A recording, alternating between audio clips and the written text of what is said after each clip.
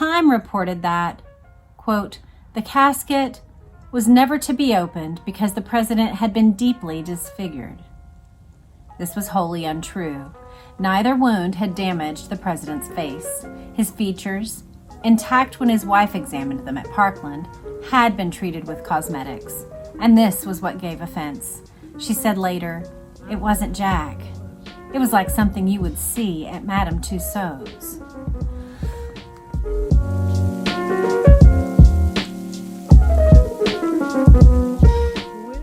Hello and welcome back to my channel.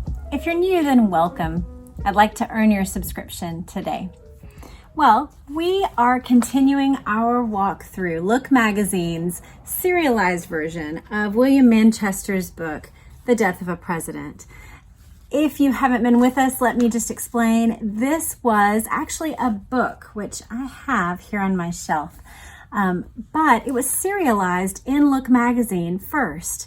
And so this is the fourth magazine we have gone through, like articles, through the death of President John F. Kennedy. And we have gone all the way through. It began when they came to Texas and the tour that they did, the morning in Fort Worth, the beginning of the motorcade, obviously the assassination, and then the hospital experience at Parkland. We also watched them on the tarmac at Love Field, and we followed the flight, the tension-filled flight between LBJ's people and JFK's people on the flight back to Washington, D.C. And so that's where we are now. When we left it last time, Jackie had shared the story with Bobby, and they were accompanying the body in the hearse. We'll just see how much we get through today. The arrival of the Kennedy party in Bethesda's suite had set in motion a strange ritualistic dance. Groups formed, parted, and reformed. Partners were changed, speaking in metallic voices. The participants watched each other covertly and swiftly glided to the side of anyone who displayed signs of distress. Certain individuals detached themselves. Evelyn Lincoln sat on a windowsill, clutching the president's worn black alligator briefcase, drifting in a private world of thought. Bob Kennedy was frequently on the telephone, talking to Officer J.D. Tippett's widow, to Nellie Connolly, to Lee Radziwill in London, to Sergeant Shriver. Otherwise, the drawing room ballet was continuous. Dave Powers had set the stage by ordering drinks, beer, and coffee. At one point, the Attorney General ordered a record player. That was too much for Ben Bradley. He protested. Kennedy looked around vacantly. She'd like it, he said, pointing at Tony Bradley, and instructed a yeoman to bring the music. Ben waited anxiously, but the yeoman did not return. Bob apparently forgot about it. In the dance macabre, certain themes recurred. At one time or another, nearly everyone present urged Mrs. Kennedy to change her clothes. This is one of those times when the old ways of typesetting can make reading difficult. Some of these have the letters stretched out where the words are very far, and then that one had all the words pushed together. So that's just the reality of old typesetting, isn't it? At one time or other, nearly everyone present urged Mrs. Kennedy to change her clothes. To each suggestion, she shook her head tightly. Then it was felt she ought to take a sedative. Here, too, she was inflexible, and Dr. John Walsh supported her. He said, if she doesn't want it, okay, leave her alone. Let her talk herself out. She was talking a great deal. To him, she recounted her recollection of what had happened in the presidential Lincoln. She told Ben and Tony the story of the ring at Parkland and recalled the death of Patrick. Always the two deaths were intertwined. For the country, the assassination of the president stood alone. For her, the two acts of the double tragedy were inseparable. You may remember baby Patrick was born in the summer of 1963. He lived for about 35 or 40 hours before he passed. He had been born premature. and it brought, of course, the Kennedys great sorrow. It was a much-wanted baby by them both, and I believe his death brought them together. There was reported closeness between Jack and Jackie in the final months because of their shared grief.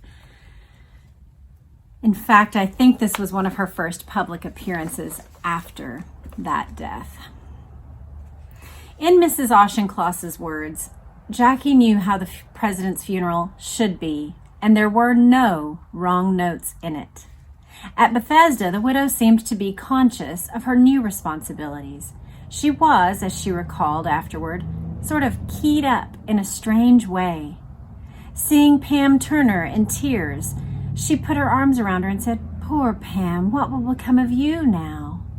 She worried about all of them and worked at bracing their spirits, even those of Dave Powers.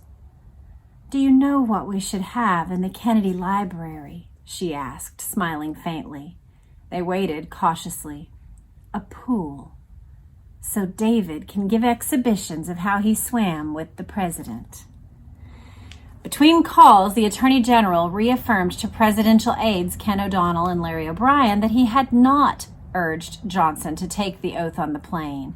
They exchanged wondering looks, not appreciating the possibility that Johnson may have wished to emphasize the continuity of the presidency. The president's widow and the new head of the Kennedy family had to make decisions jointly. With a single exception, which arose later in the evening, they were of one mind. They certainly never disagreed about the issue of an undertaker. She repeated to him, "I don't want Jack to go to any awful funeral home." And he nodded vehemently. Sitting down, she faced Tony Bradley across the round drawing room table. "Do you want to hear?" Tony had never wanted anything less. Still, she assented. Like Bob Kennedy, she felt what she wanted was irrelevant, and so she heard. "How can she do it?" whispered Ethel Kennedy. "It's her French blood," Ben said. "She's purging herself." Wow. It just hit me that when this was published, March 7th, 1967, Bob Kennedy was still alive. Ethel Kennedy, "How can she do it?" is memorialized here. She doesn't know that just about a year in the future, she's going to have to do it. Oh, that's horrifying.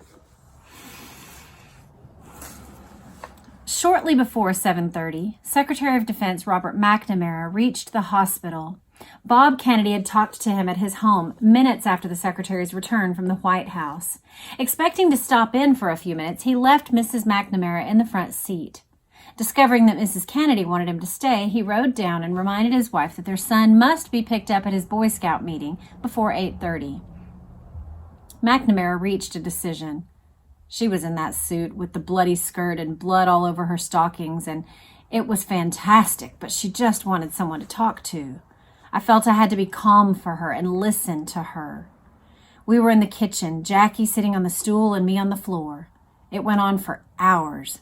I was concentrating entirely upon her because she needed me, and I felt the hell with the others.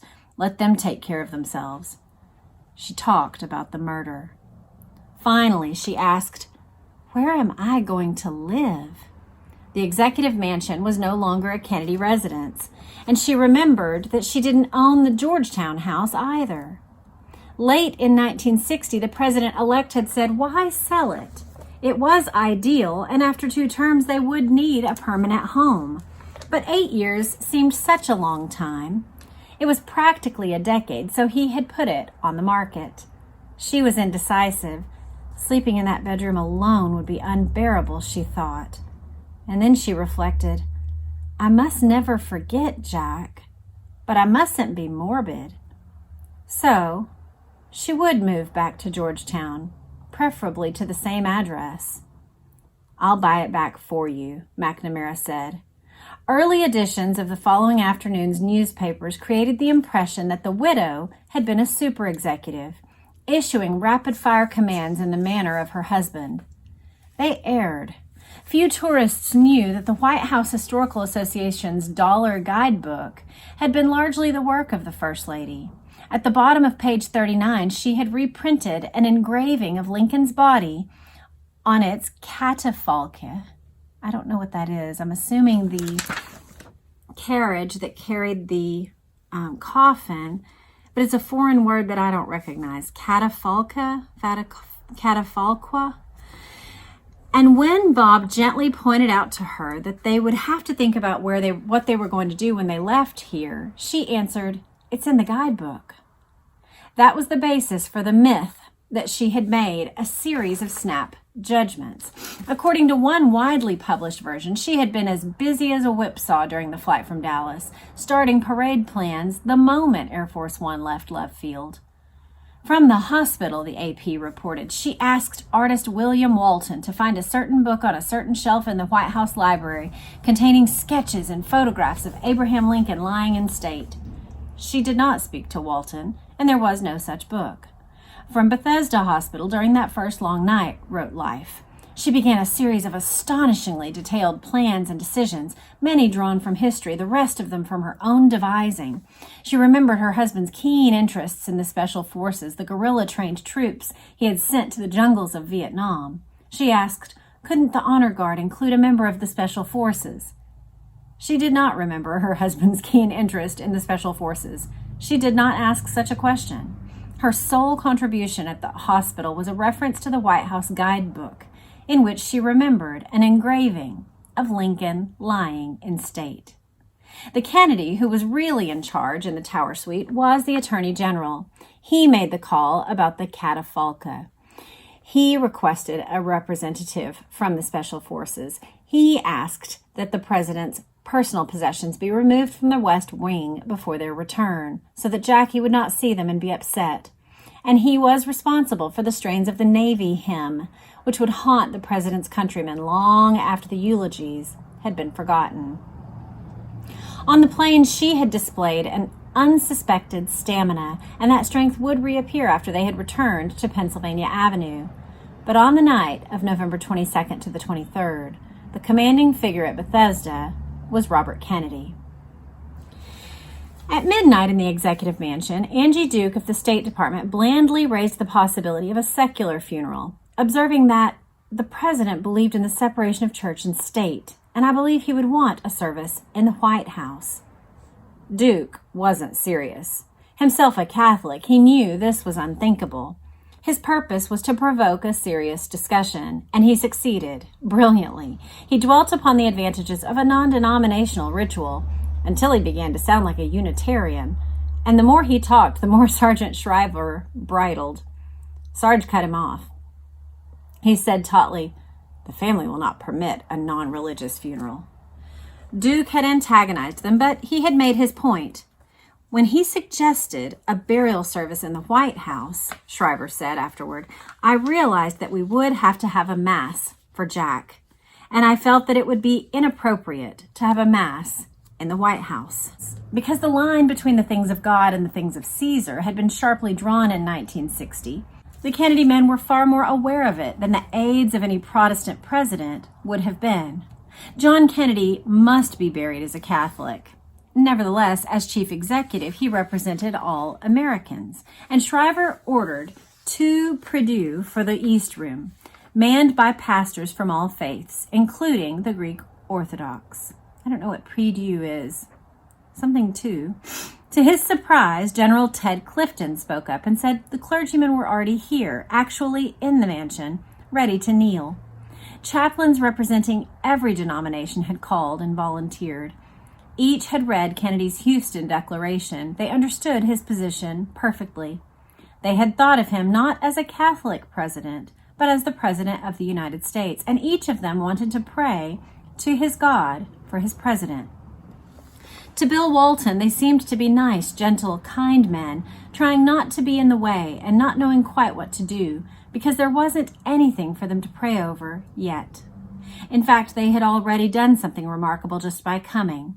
In death, John Kennedy had convened a kind of spontaneous ecumenical council. One of the things that I noticed when I went to the 6th floor depository museum last fall was that they have a whole video display that shows the outpouring of grief from the entire world. It shows Catholics, Hindus, Buddhists, Protestants, Jews, Muslims, people all over the world bowing with grief and praying for Jackie and the children and for America. It was very gracious of the world to grieve and mourn with us. And I'm remembering that video footage, and it's very striking the way the whole world stopped to recognize the uniqueness of this man and grieve with our nation. The Attorney General became impatient. At 10 p.m., General Godfrey McHugh assured him that they would be ready to leave Bethesda at midnight. But at midnight, the embalming hadn't even begun. During the delay, several occupants of the Tower Suite roused from their stupor. Gene Smith told George Thomas to bring the president's favorite suits and ties from the White House. He left for the mansion with 2 agents. Ken O'Donnell gave Bob Kennedy the president's wallet. Honestly, that is sad. That one detail, isn't it? It's like this was on him, and now here it's yours to carry. It's such a personal item to suddenly not be with its owner anymore. Then Ken said determinedly, it had been preying on his mind since Parkland Hospital. Jackie, I'm going to get that ring back for you. Down in the morgue, he spoke to Dr. George Berkeley, who worked the ring free, and brushed past O'Donnell. On the 17th floor, Berkeley explained to the AG, I want to give it to her myself, so I can be sure she has it. Wordlessly, Bob Kennedy stepped aside, and in the little bedroom, the presidential physician handed her the ring and tried to voice his anguish. The fact was that he had never been quite sure of his position with the Kennedys.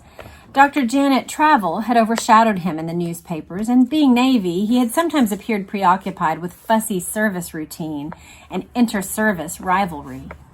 The previous spring, it had been assumed that the infant Mrs. Kennedy was expecting would be delivered in Washington, and the issue was whether she should be confined at Bethesda or Walter Reed. Dr. Walsh had been in the Army, so Walter Reed was the obvious choice. But Berkeley had been obtuse. He had set about reserving this very Bethesda suite for the expectant mother, until she, hearing about it, wrote him a sharp letter. Though the public never saw it, Jacqueline Kennedy's temper could be formidable. Berkeley, therefore, had maintained a respectable distance until today.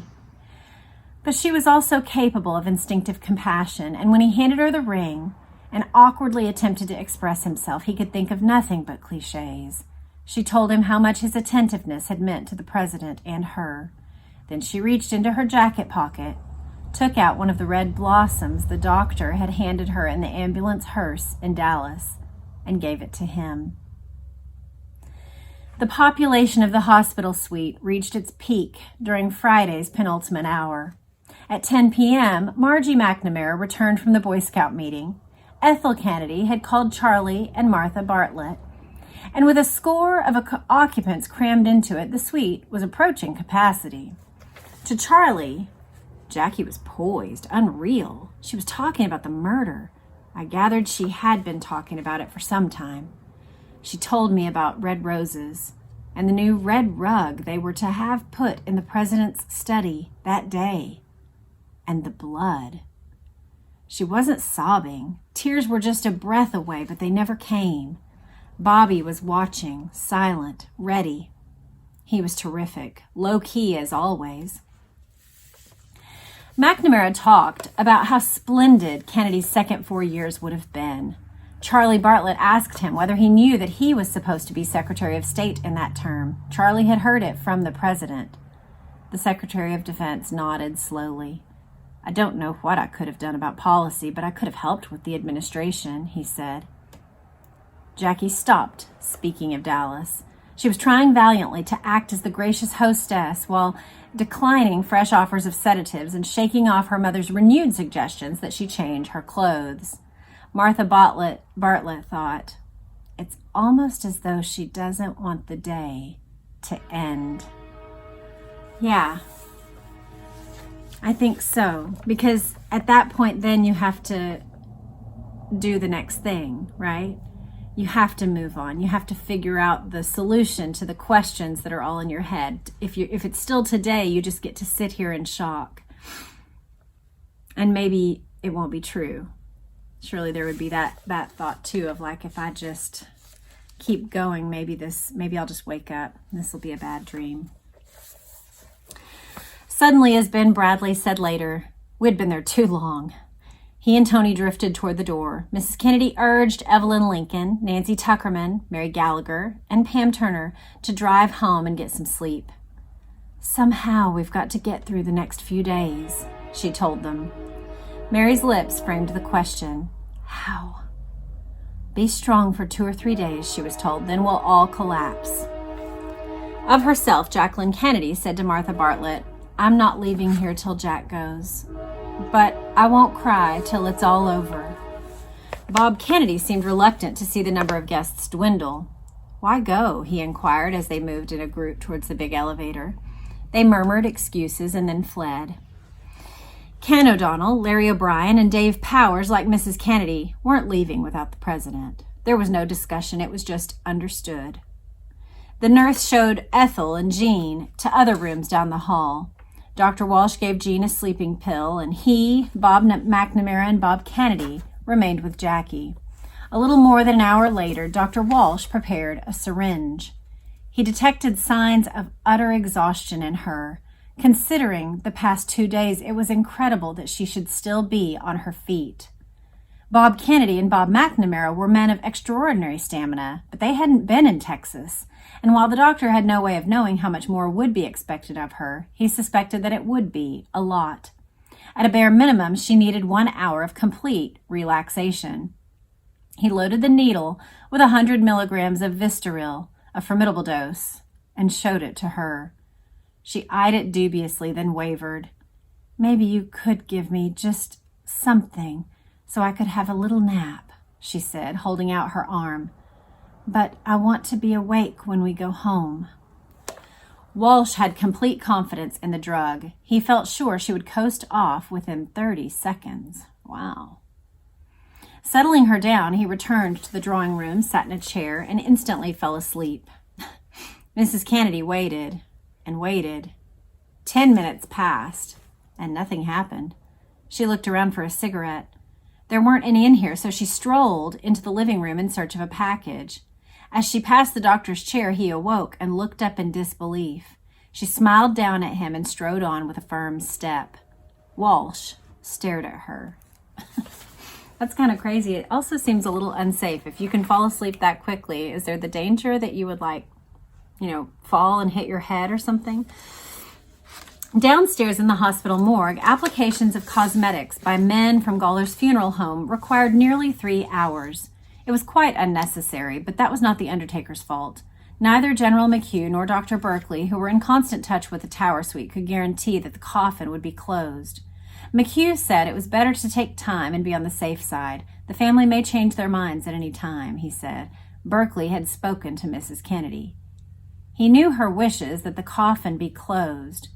But, he explained afterwards, I was determined that the body be fully dressed and that the face be just right in case people opened the coffin 1,000 years hence. I don't think there was any danger of there being an open coffin because he had like a mushy head that we've had described, that it just felt like mush, like a sponge back here. We know that it was hit right here. There was a hole here, and there's just no way you could reconstruct a head to that degree to make it satisfying that had been that blown apart. I also think some of this may not actually be accurate. We have read accounts of the Bethesda morgue situation and what was happening, and various people milling around, like dozens of people in the room, and it being very, very loud. So this description of just like 3 guys putting on some makeup to just in case it's an open coffin totally doesn't square with what I've read other places. But we'll continue. Dave Powers picked the clothes: a blue-gray suit, black shoes, a blue tie with a slight pattern of light dots. The embroidered JFK on the white silk shirt sleeve was hidden by the coat. The presidential valet recalled the chief executive's dislike of flamboyant monograms, had also extended to handkerchiefs. Kennedy had carefully folded them so that the initials would not show, and Thomas did that for him now, slipping the handkerchief into the coat pocket. Those sorts of little things would be very meaningful, I think, as someone who had served the president. No matter what you had done for the president, it would be extremely gratifying as just a faithful action in your grief to make sure that your little part was fully taken care of in the way that you knew he would have wanted. I think that's a really tiny detail that says a lot about what the heart of a griever would be in that moment. Mrs. Kennedy finished her cigarette and turned on the television. She waited a while, crying alone, and then crossed to the kitchen where Bob Kennedy and Bob McNamara were talking quietly. Her brother-in-law mentioned Officer Tippett's widow. "Do you want to speak to her?" She didn't. Perhaps Mrs. Tippett's loss had been as great as hers, but she couldn't think so. She could only marvel at Bobby's thoughtfulness. While Bob was telephoning in the drawing room, she broached the issue of the open coffin with McNamara. She remembered her father's funeral, and she said, "I want the coffin closed so badly. You can't have it open." He disagreed. "It can't be done, Jackie. Everybody wants to see a head of state." "I don't care. It's the most awful, morbid thing. They have to remember Jack alive." The Attorney General joined them. She said again that she couldn't stand the idea of what undertakers call viewing the remains. Bob Kennedy, like Bob McNamara, said he didn't see how a president's funeral could disregard the public. Private preferences had to be set aside. She had always listened to men. These two had been among that select handful whom her husband had trusted completely. And eventually she lapsed into silence. As she put it, "I just sort of accepted that with such misery." She didn't really accept it. It was clear that she felt something precious to her was at stake. At the White House, Shriver said to Navy Captain Tazewell Shepard, "The President of the United States is going to be here any minute, and there's nobody to meet him. G.D. it, Taz. We want some soldiers or sailors who will walk slowly and escort him to the door, reflecting the solemnity of the occasion." "Get the Marines, Dean Markham," a Kennedy family friend suggested. Markham knew that the Corps' crack drill teams were garrisoned at 8th and I Streets southeast. I wonder if this Markham is related to Paul Markham, who we've read so much about in the story of Chappaquiddick. It seems likely. It's a fairly uncommon name. I wonder if they're brothers or cousins or something. Shepard phoned the barracks duty officer. "Break out the Marines. The commander-in-chief has been assassinated, and I want a squad at the White House double quick. You better move." They moved. At the time of Shepard's call, they were in their bunks. Exactly 17 minutes later, they appeared on the south portico in immaculate dress blues, each man trailing a glossy rifle at order arms. The entire squad had dressed in the bus. My son is a Marine, and just last fall I was able to go to a ball with him where he got dressed up in his dress blues, and it is indeed quite a sight. It's a very big deal for them to have been in their dress blues that fast, because there are some very precise specifications about multiple belts they have to wear, everything in a particular order, everything pressed, everything tidy, everything shiny.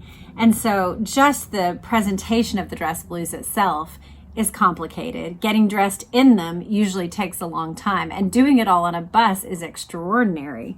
So 17 minutes is probably a record. It's amazing. Unquestionably, the men of any other service would have responded eagerly, but the selection of the leathernecks was particularly fitting for two reasons. John Kennedy had been the first president to inspect their barracks. The Marines remembered that. They remembered something else. Every one of them knew where Lee Harvey Oswald had learned to shoot. Indeed, he was a Marine. After a brief ceremony in the White House, Bob whispered to Jackie that he would settle the issue of the coffin before retiring. To do that, however, he had to return to the East Room and ask that the lid be raised for him. The president's brother requested that the members of the Death Watch, an honor guard of servicemen who were to stand by the coffin during the lying in state, withdraw from the catafalque, and he approached it alone. It was the first time he had seen the body. He made up his mind then. Jackie was right. Yet this couldn't be entirely a personal decision. McNamara's argument still carried force. John Kennedy had been a husband and a Kennedy, but he had also been the American chief of state, and others who had been close to him, including O'Donnell and O'Brien, felt leaving the coffin sealed was improper. Emerging into the hall, his cheeks damp, Bob Kennedy requested several friends who were waiting there to go in and give him their impressions. He explained, "Jackie wants it covered."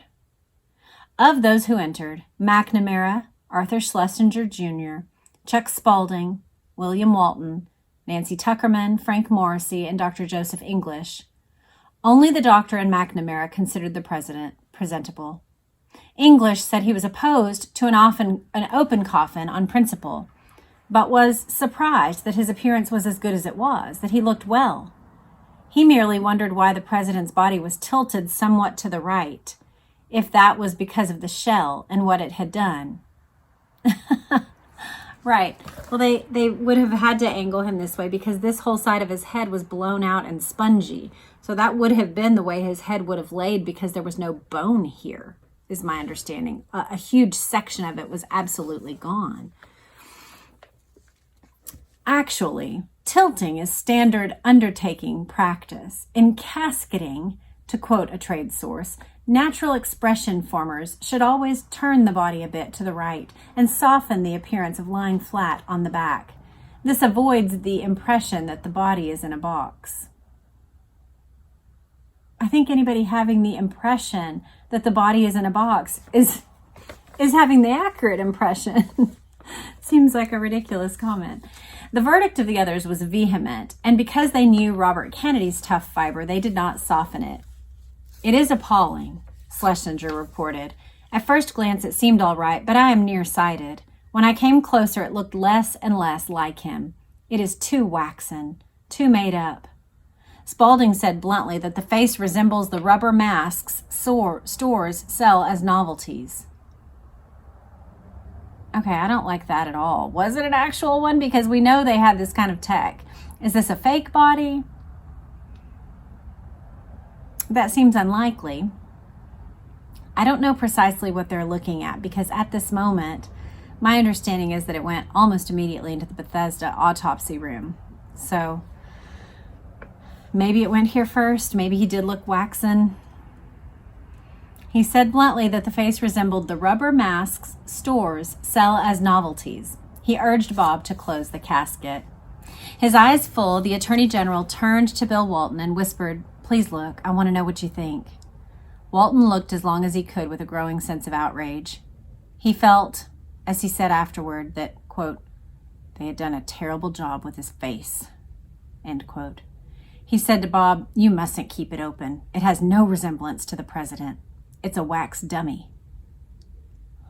Again, are we sure this was really the president?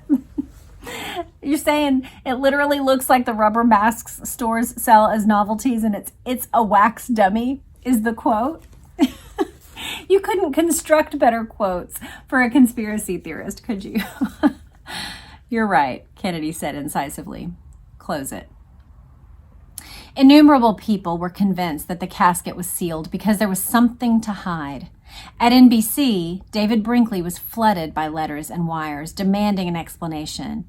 I was repeatedly asked to provide one, and usually I refused, though I sometimes said it was at the request of the family for reasons which seemed obvious. To me, it was obvious. I feel strongly that the coffin should be closed at all funerals. One magazine offered a gratuitous elucidation.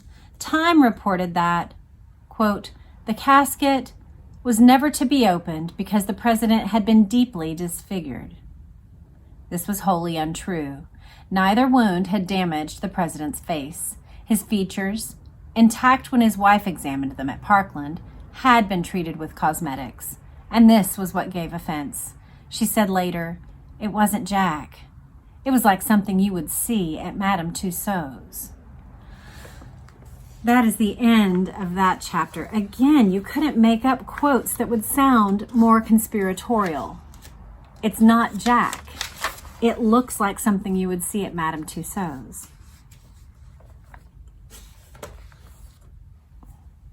Well, the next chapter. Concern over the new president grew. Schlesinger wondered whether Lyndon Johnson should be his party's candidate in the coming election. He conferred with Chairman John Bailey, asking him whether it would be possible to deny the new president the nomination. John, according to Schlesinger's account, replied, "It might technically be feasible, but the result would be to lose the election for the Democrats." Schlesinger suggested that the party was likely to lose anyway, that either Nelson Rockefeller or Richard Nixon would win by carrying the big industrial states.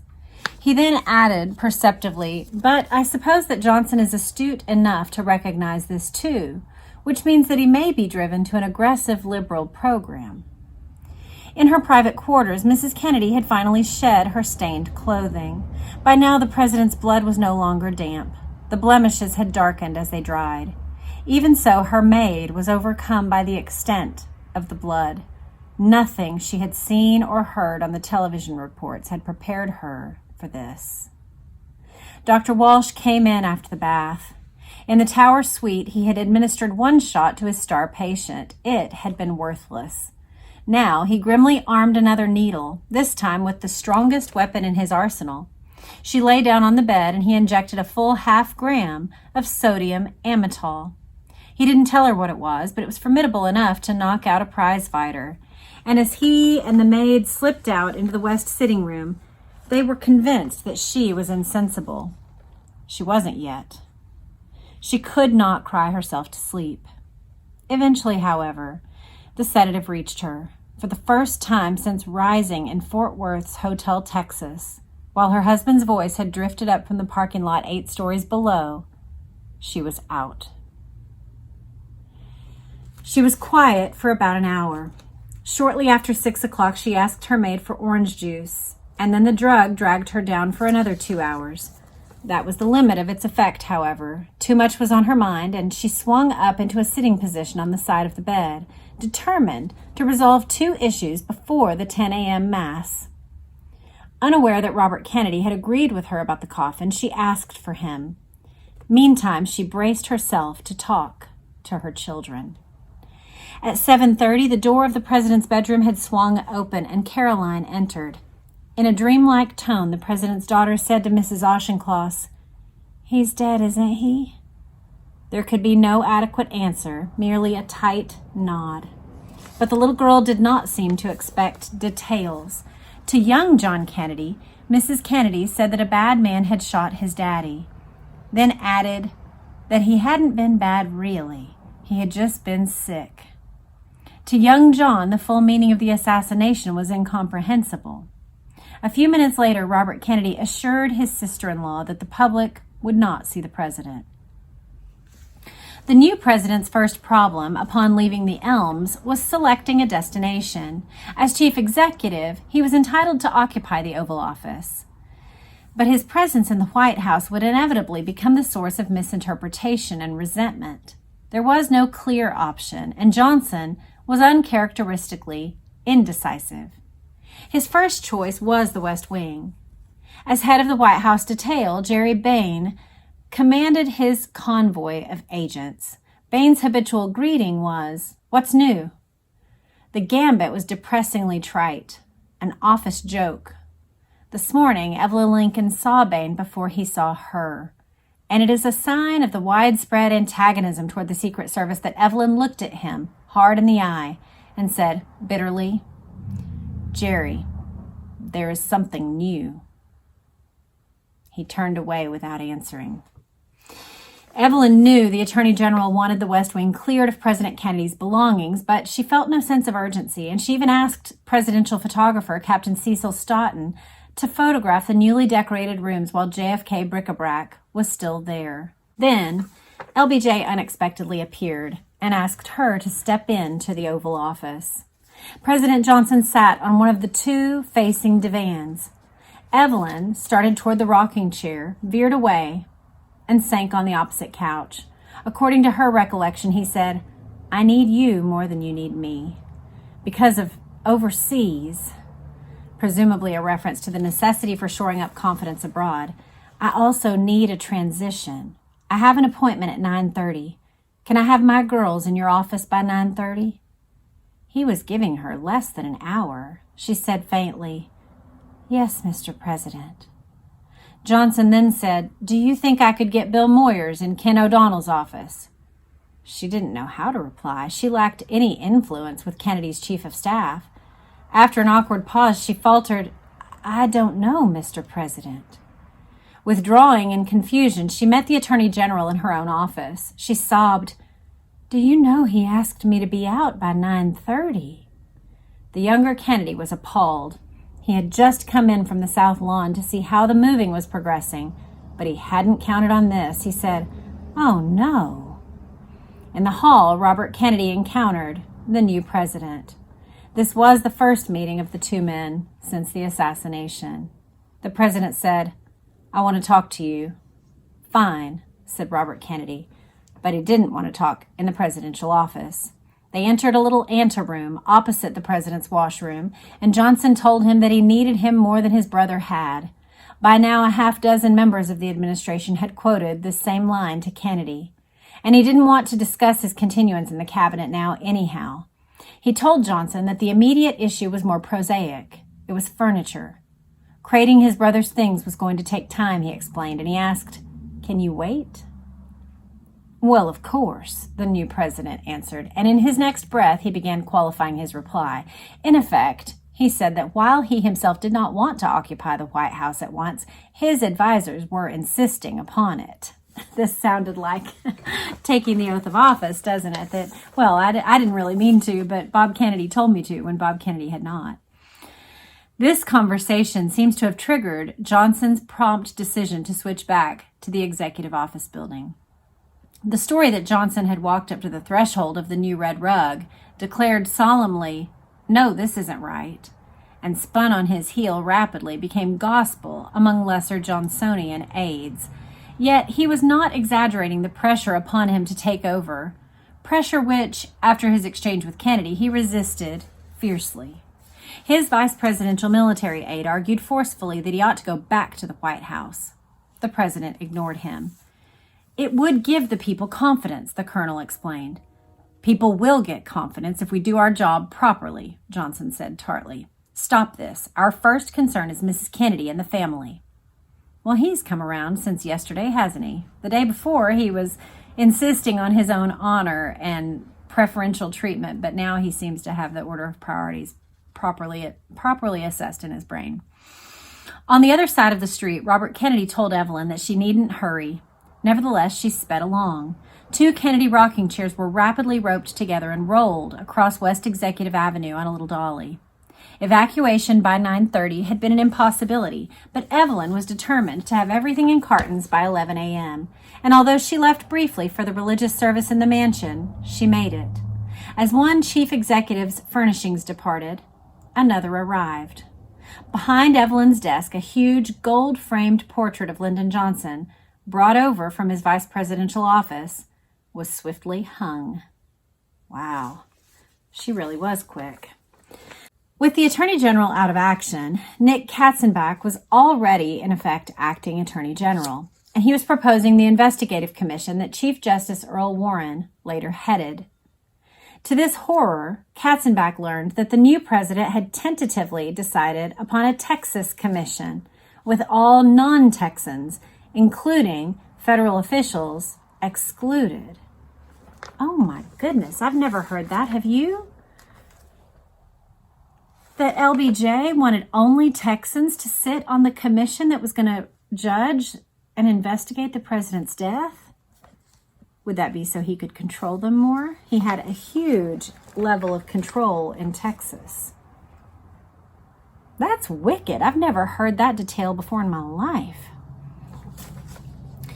Katzenbach went straight to Abe Fortas, the Washington attorney closest to Lyndon Johnson. He bluntly labeled Johnson's idea a ghastly mistake. From Fortas, he heard for the first time that the president intended to release the forthcoming FBI report on the assassination the moment it was ready. That, too, would be improper, Nick argued, and he insisted that the report be channeled through the Attorney General himself. America's first Catholic First Lady had temporarily lost her Spartan control in the presence of a priest. Father John Kavanaugh, an old friend, had come to her room to hear her confession. He was about to celebrate the Mass downstairs. Under these circumstances, a confession seemed inappropriate, however, and Jacqueline Kennedy told him so. Father Kavanaugh appeared at a loss, and presently the widow realized there was nothing the priest could say. Feeling sorry for the man, she regained her poise. They stumbled through the rite. It was really not an orderly doctrinal confession.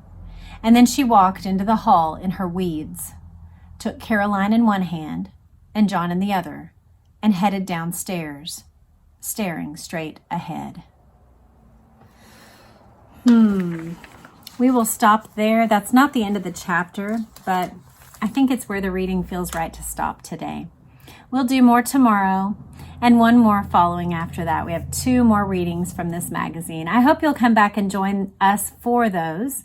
And I would love to hear in your comments what was new to you. I think the most amazing thing to me was that thing we got just like 2 paragraphs ago, that LBJ was trying to get an all-Texas Warren Commission. Wow, that is crazy talk. What stood out to you? What did you notice? Does any of it seem glossy, contrived? What did you think about the body and the descriptions of the body? Let me know in the comments. I'll see you there, and I hope to see you back for the next episode. Have a great day. Bye.